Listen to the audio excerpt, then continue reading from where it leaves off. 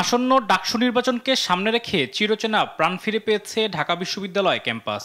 বিভিন্ন ছাত্র সংগঠন ও স্বতন্ত্র প্রার্থীদের পদচারণায় মুখর মধুর ক্যান্টিন থেকে আবাসিক হল, ক্লাসরুম থেকে চায়ের আড্ডায় চলছে ভোটের হিসাব নিকেশ। রবিবার সকালে বিশ্ববিদ্যালয়ের বিজনেস ফ্যাকাল্টিতে আসেন ছাত্র শিবির সমর্থিত ঐক্যবদ্ধ শিক্ষার্থী জোট।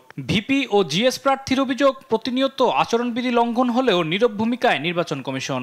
আমরা আশঙ্কা অনুভব করছি, আমাদের যারা ক্যান্ডিডেট আছে তারা ক্রমাগত, আমাদের যারা প্রার্থী আছে, বিশেষ করে আমাদের যারা নারী প্রার্থী আছে, তাদের বিরুদ্ধে ক্রমাগত তারা সাইবার বুলিং করছে, অনলাইনে তারা হ্যারাসমেন্ট করছে। আমরা বিশ্ববিদ্যালয় প্রশাসনকে জানিয়েছি, এরপরও আমরা দেখতে পাচ্ছি বিশ্ববিদ্যালয় প্রশাসনের নিরাপত্তা। নির্বাচন কমিশনের দায়িত্ব হচ্ছে যখনই লঙ্ঘন হবে সেখানে কনসার্ন জানানো। আপনি একজনকে স্পেস ছেড়ে দিবেন, যা মন চায় তাই করতে দিবেন, আবার বলবেন আমার অফিসে এসে লিখিত জমা দাও।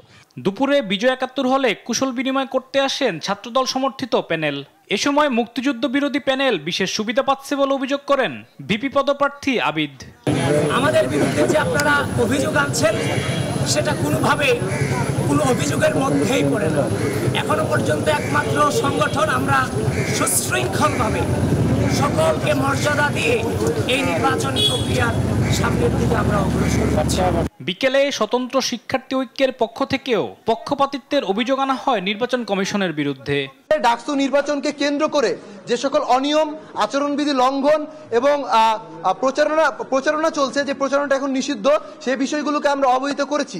কিন্তু আমরা অত্যন্ত দুঃখের সাথে জানাতে চাই, বর্তমান পর্যন্ত কিন্তু আমাদের ডাকসু নির্বাচন কমিশন একটি কথাই বলছে যে আমরা দেখছি, আমরা মিটিংয়ে বসবো, আমরা দেখব, এই কথাগুলো।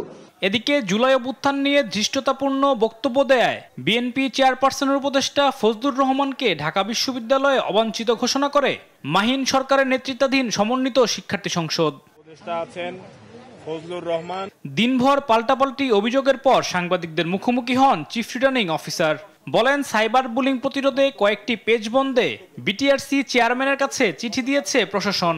আমরা যখন অংশীজনদের সাথে মত বিনিময় করেছিলাম, তখন থেকে এই জাতীয় অভিযোগগুলো হয়ে আসছে যে শিক্ষার্থী সংসদ ১, ২ আরও নাম না জানা অজানা অনেক কিছু আছে। ইভেন সর্বশেষ এটা যুক্ত হলো বিশ্ববিদ্যালয়ে কি নিরাপত্তা মঞ্চ। আমরা প্রথম ভাবছিলাম এটা আবার কি জিনিস, বলছে আপনার চতুর্দিকে ঘেরাও করে রেখেছে, পরে দেখলাম না, এটা একটা পেজ।